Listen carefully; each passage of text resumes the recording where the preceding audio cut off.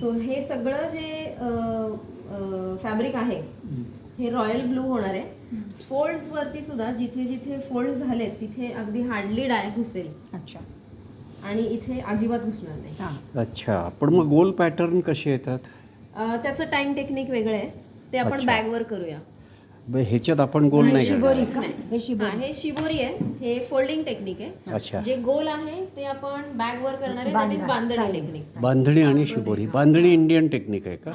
आणि so बांधणीमध्ये tie करतात, हा, शिबोरीमध्ये फोल्ड करतात. बांधणीमध्ये टाय, शिबोरीमध्ये fold. Very chemical nice. Dye आहे आता. We can use the other one.